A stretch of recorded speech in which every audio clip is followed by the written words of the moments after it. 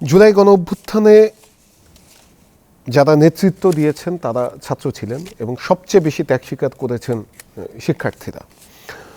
তো সবারই একটা প্রত্যাশা ছিল এই সরকার আসার পরে শিক্ষা খাতে একটি দৃশ্যমান উন্নতি করবে, একটি শিক্ষা কমিশন গঠন করা হবে।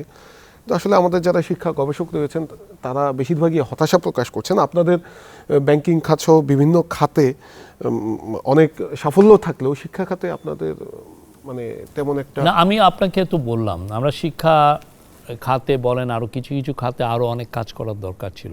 তো আপনি আমাকে টাইমটা কতটুকু দিয়েছেন? আপনি তো আমার টাইমটা খুবই লিমিটেড। আপনি আমাকে দিয়েছেন 16 মাস 18 মাস।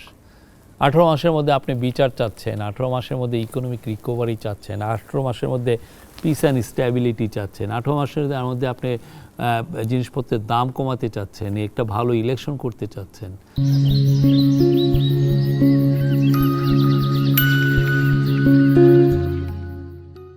তো ফলে আমি ওই যে প্রায়োরিটির দিকে চিন্তা করে আমার এইগুলো ক্ষেত্রে অনেক লেগেছে। তারপর ওই যে কাজ হয় নাই তা না। আপনি এডুকেশন মিনিস্ট্রিতে খোঁজ নেন, বেশ কিছু কাজ হয়েছে।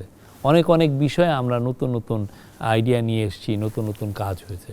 এখন এই যেই কাজে যে ব্যাপ্তির কাজ করছেন সেটা আসলে একটা বড় ইলেকটেড গভর্নমেন্ট 5, 6, 10 বছর যারা নেবে তাদের এটা মানে শিক্ষা খাতে আপনার পুরো ম্যাসিভ ওভারঅল করতে হবে এবং অনেক লাখ লাখ কোটি টাকা লাগবে আপনার।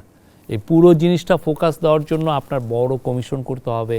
এটাকে আপনি প্রতিটা স্তরে স্তরে আপনি প্রাইমারি স্তরে কী চেঞ্জ আনবেন, আপনি মাধ্যমিক স্তরে কী চেঞ্জ আনবেন, আপনি টার্সিয়ারি স্টেজ মানে ইউনিভার্সিটি লেভেলে কী আনবেন, এই পুরো জিনিসগুলো নিয়ে প্রচুর সময় দেওয়া, প্রচুর রিসোর্সেস দরকার, সবই দরকার। আমরা সবার কথা মানি যে হ্যাঁ আমরা যেই স্কেলে আপনারা কাজ চেয়েছিলেন আমরা পারি নাই, কিন্তু আপনি আমার সময়টা কত দিলেন?